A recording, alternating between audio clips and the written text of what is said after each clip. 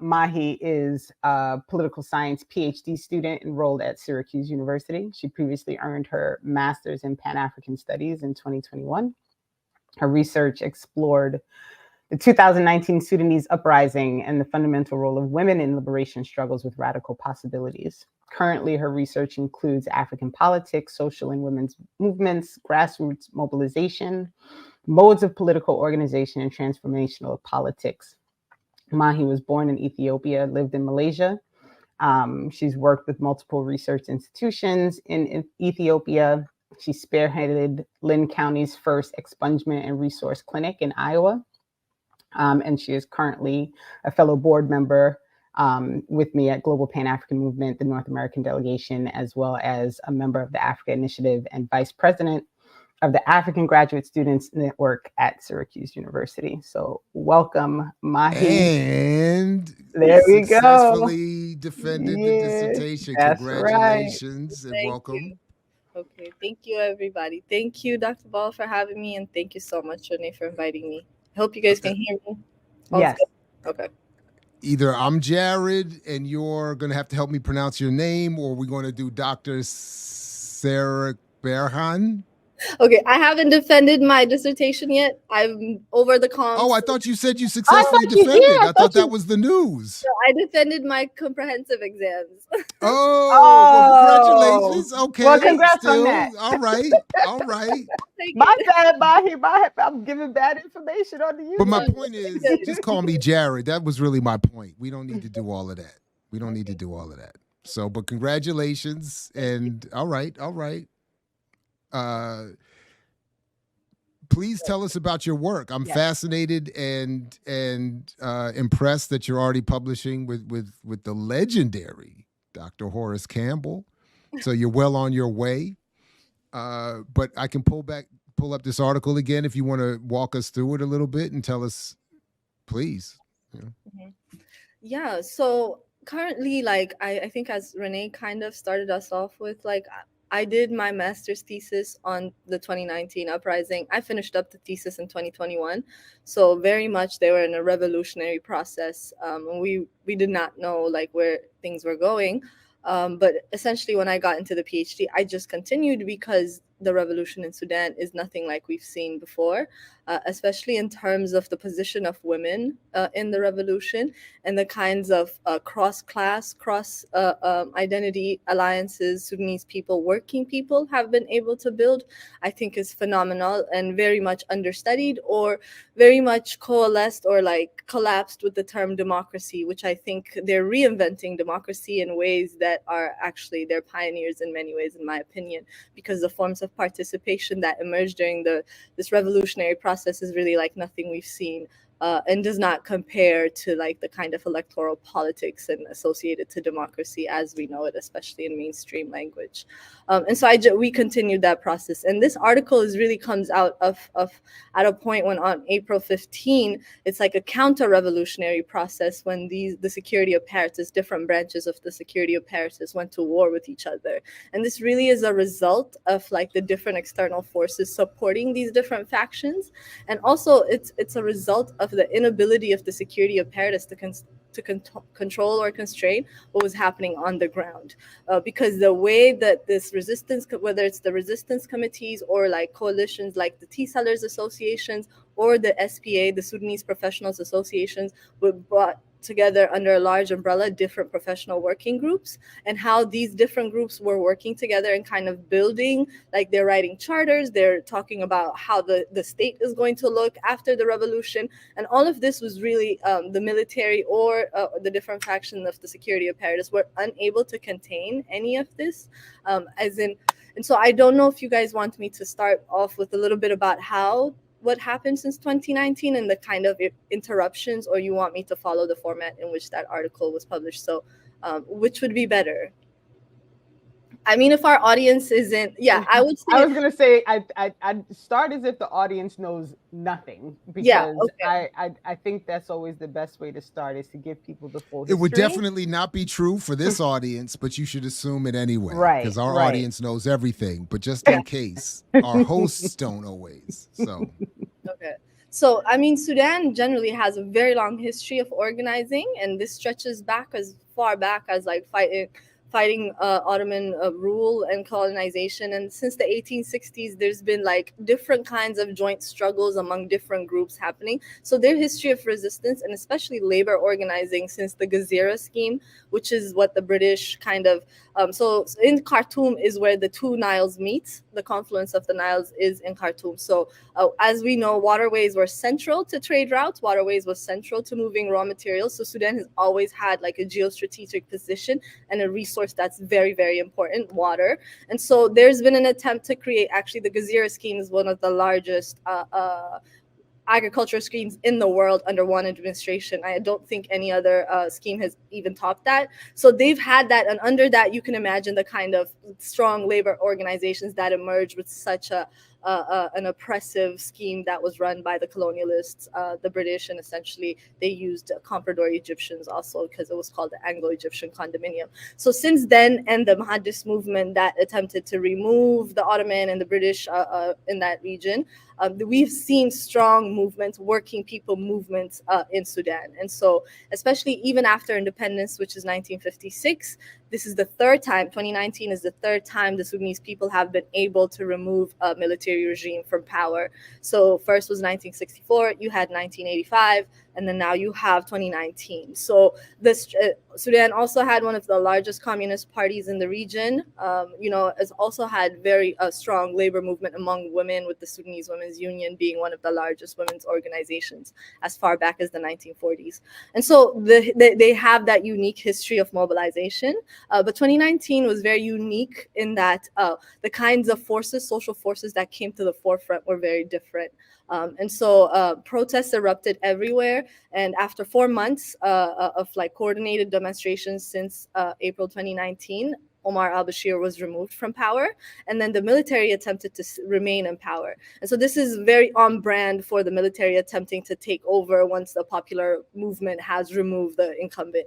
And so the streets went on and like held on to the street slogan of no compromise, no negotiation, and I always forget the third no, but basically we don't want anything to do with the military in power. And so that was kind of the movement that led to one of the deadliest days, and the uprising came on June 3rd of 2019. It's also called the Ramadan Massacre because you had a sit-in that was erected in front of the military in front of the military headquarters in Khartoum, the capital city. And the sit-in lasted about 58 days. And it basically, there were centers for women's health. There were centers for different political parties who wanted to convey their agenda to the streets. And so the streets made up, and a lot of people from different cities came to the sit-in just to join it. And this is happening nationally as well. And so that is the first instance that we see the security apparatus is unable to keep up with the revolution and what they're building. And the only way they know how to resort to that is using violence and force. And so that is the Ramadan. Over 200 people were massacred during the sit-in and disbanding of the sit-in. And you would imagine this would kill the revolution, but it did not. It actually led to one of the largest protests a week later. And so the folks organizing these are really, like I mentioned, it's working people. It's different groups like the tea sellers. You have a tea sellers union, Sudan, which was at the time of 2019, 20,000 strong. And so this is also something you don't find. Like in Africa, we don't deal with domestic workers. We don't deal with the super exploited women. But you were seeing like in 2019, like for example, a lot of the roles of the sit-in were run by women who were part of these unions and part of organizations like youth organizations that ran up to 2013. And so that is the movement that led to basically in October 25, 2021, the military did a coup. And actually, the security apparatus right now, what I call the security apparatus, is the war ongoing in Sudan is between the Rapid Support Forces that began as a militia force in Darfur named the Janjaweed. And so there, what became recognized as official border guards then became elevated as a part of, and so that's their history. And the other aspect of the war is by the Sudanese Armed Forces, which is the military, standing military of Sudan, but has a very colonial history and hasn't even been reformed since its colonial history.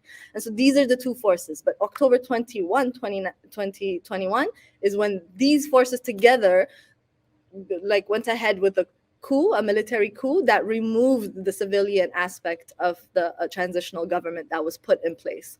And so this is when all-out rejection of the military came and people resisted. And so I think like last year in 2022, I was in Sudan in the summer of June, and I was there for a little over 30 days. Every day there were street protests. Every day there was some kind of strike happening. Every day there was some kind of movement happening. And it was at a point I even joined some comrades on how like, just to see how protests are held, and they're fighting with like, you know, military tanks and trucks, and it's a non-violent movement, but it's a people's movement, and they were basically draining the security apparatus in many ways and unable. And really what happened after the coup is that a lot of external forces who are coming in as the friends of Sudan or the mediators, whether it's the US or the Saudi or the UAEs, right? They're coming in and they're legitimizing the military instead of talking with the people of Sudan who have organized bodies who are capable enough to go talk to the UN and other like transnational bodies.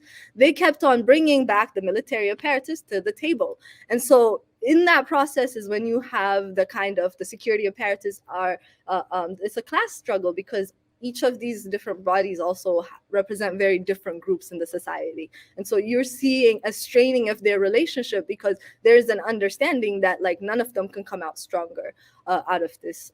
And so that is what eventually leads us to a war in April 15. Yeah, so that is kind of the process. It's where we are right now, it's a counter-revolution, but it's also a class struggle. It's also the security apparatus understanding the aspirations of the revolution did not include them. There's a charter.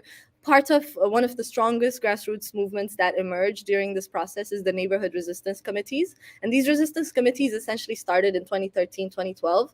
And they were like, different committees emerged for different reasons. Some of them emerged because, oh, there are potholes in our neighborhood. We want to fix that. The state isn't doing it. We're going to get together and find a way to do it.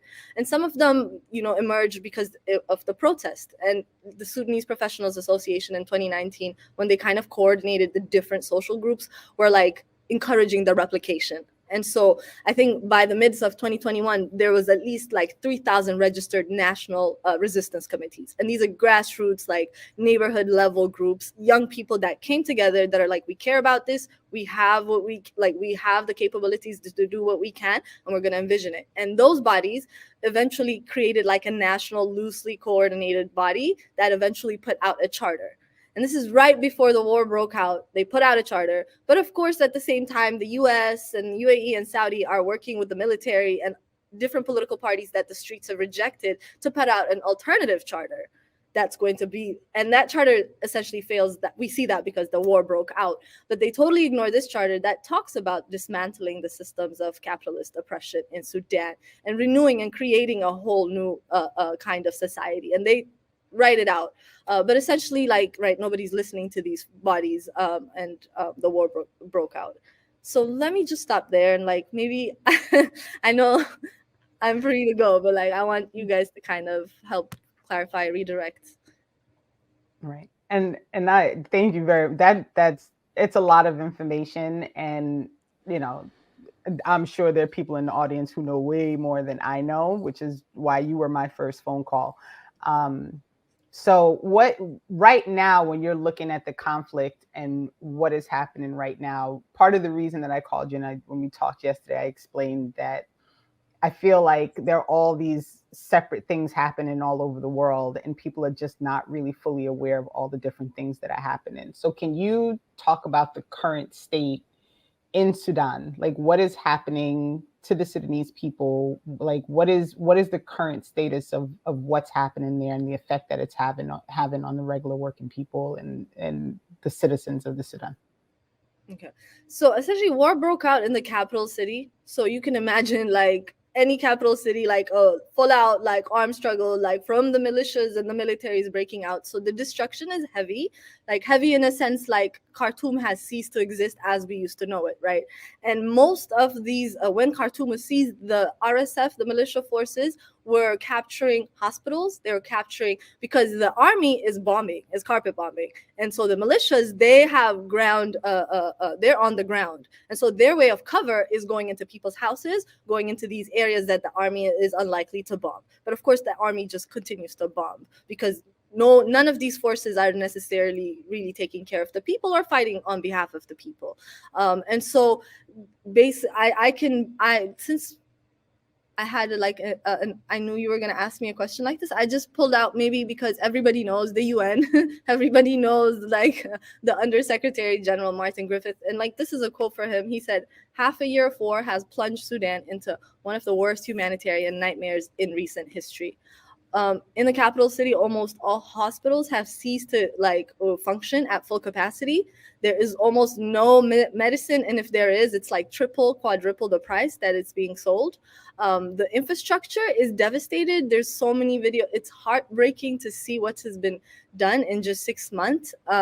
There's been an outbreak of cholera that's been reported across Khartoum and different places. The fighting is not just happening in Khartoum, in Darfur. It's been a lot of devastation. And of course, like, all eyes are usually on the capital, and there's patterns of genocidal patterns that could be traced back to the 2000s that are now reemerging because the militias are using ethnicity to mobilize and kind of working on like historical kind of differences to organize people and raid people. And so there's genocidal campaigns happening in Darfur in the West. But in Khartoum, as I said, and rape is common, like what both forces have been accused of using women as weapons of war. And this is like also another statistics from the United Nations, but it's left 25 million, which is more than half of the country because Sudan is considered to be 42 million. 25 million people are said to be in need of aid right now, like currently. And then you have like, I think the migration numbers is like more than 4.5 million were displaced inside of Sudan, whereas 1.2 million have left the country. So yeah, education, like all things as we know it in the capital have ceased in Darfur are horrendous. Just yesterday, I was like paying attention to how some places are being held like sieges by the militias so that they can basically leverage them to access. And just this week, so the different security apparatuses apparently are, once again, they've renewed negotiations in Jeddah in Saudi Arabia. But basically the same time we're hearing that they're sitting to discuss, there's an uptick of violence everywhere. Like, and so there's been increased bombing because they're using that to leverage at the negotiation tables. And so I cannot explain to you the amount of devastation, but it is not getting enough coverage. I think over 9,000 people documented to have been killed within 6 months. And I can assure you those are just documented numbers, and we are yet to find out the true like casualty number. When this issue came up on this platform a few months ago, we had a guest who, if I remember correctly, seemed just to be hesitant to point to outside influences and factors manipulating or playing a role in this in any way. But I thought I heard you say a moment ago that there were, to your assessment, this was an actual serious issue. So could you talk from your perspective a little bit more about what those outside influences are and to what extent they are having an impact? Yes. So, I mean, so you have like since the war broke out, and even before the war, right, when there's like a struggle that the military wants political power, but the people are refusing it, you have a lot of people coming in as like, we are like the Friends of Sudan. So 2019, they call themselves the Friends of Sudan. It consists of Canada, France, Germany, Japan, the Netherlands, Norway, Saudi Arabia, Spain, Sweden, Switzerland, the UK, the US, the European Union, Italy, and the UAE.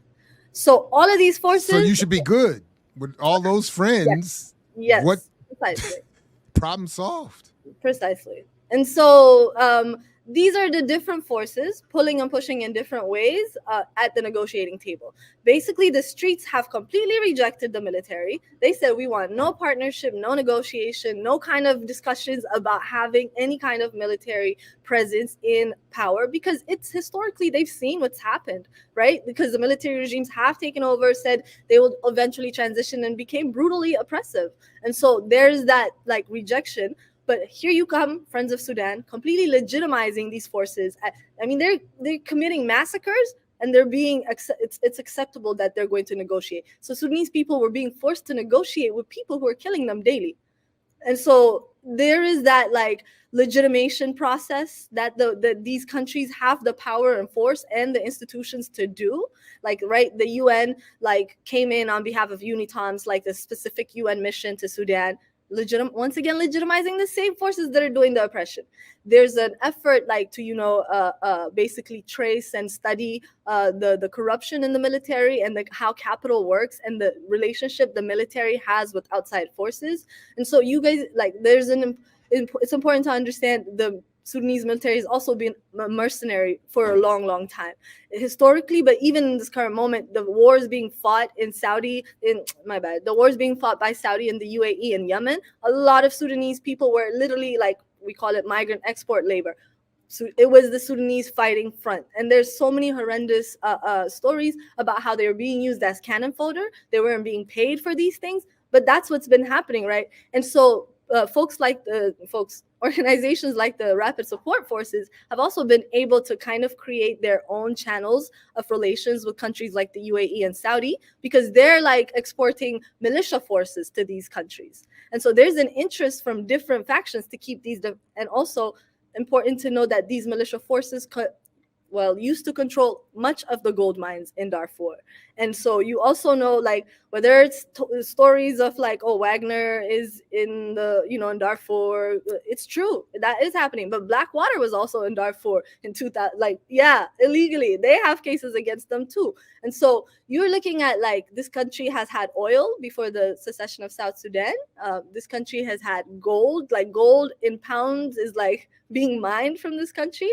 And this country has gum arabic. France is the largest producer of gum arabic. Like, clearly they have no gum arabic trees. Like, Sudan is the largest actual container of gum arabic.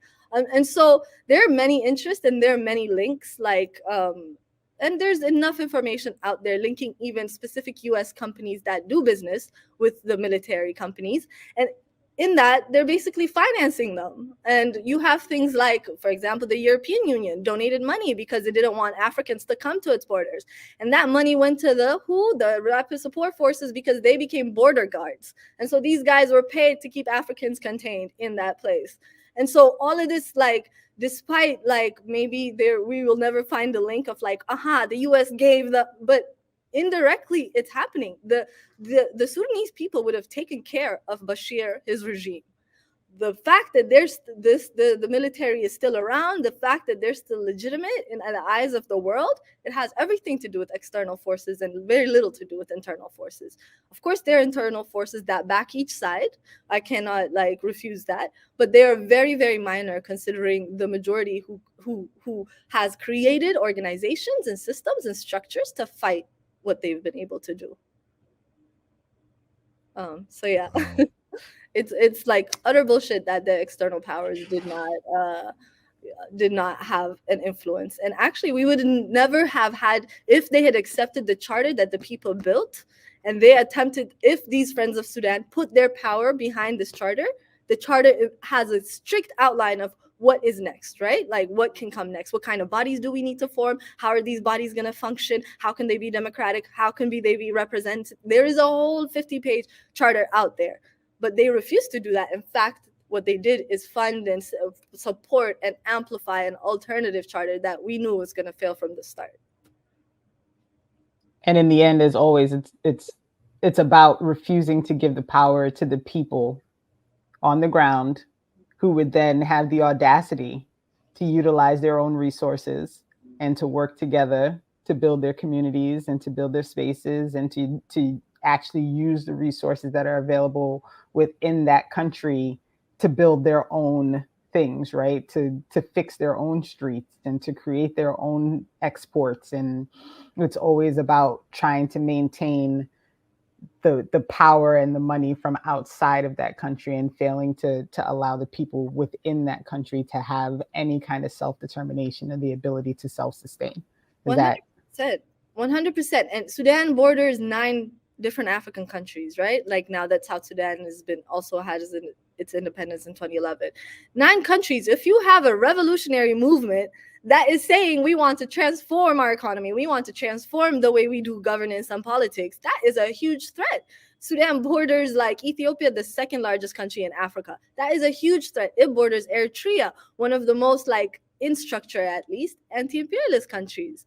And so there is a lot of like threat, like to not only the regime, but to world structure, because they kind of, even if you look through the charter and what they wrote, or if you look through the slogans on the streets, there's a clear like refusal. They want to basically Sudan for the Sudanese. Everything we produce must first feed us. Everything that we do, healthcare, education, must first go to our people. And they're not against like relations with the, you know, West or any other country, but it is that they know there's a huge disarticulation. How can it be like it has one of the most fertile lands in the continent, and it has people starving? Like, that's a huge like what? And so people, that consciousness was like across the board. You had tea sellers unionizing to say, we know what we deserve, we know what we produce in the society. That's a huge threat to the region, to Africa, to consciousness among young people. You have young people refuse.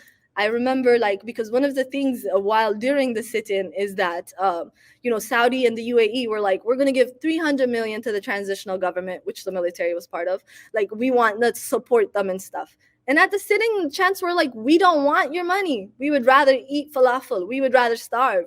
We want, they kept saying, we want, like, it's not that like, even like they were being like you know, they were being nervous about extra, but they're saying, no, we know what we want. We want to do it on our own terms. We want nobody to intervene. And that included even the AU. They wanted nobody to intervene because they had a very clear movement that was also very organized. And so, yeah, this is definitely has to do with the kind of repercussions a revolutionary movement like this has. And Egypt and Sudan have a long history. They don't just border each other, but they have a long history of camaraderie. And so we can imagine what a revolutionary movement in Sudan can do to resuscitate the revolutionary movement in Egypt, which would be the end of imperialism in Africa to a large extent.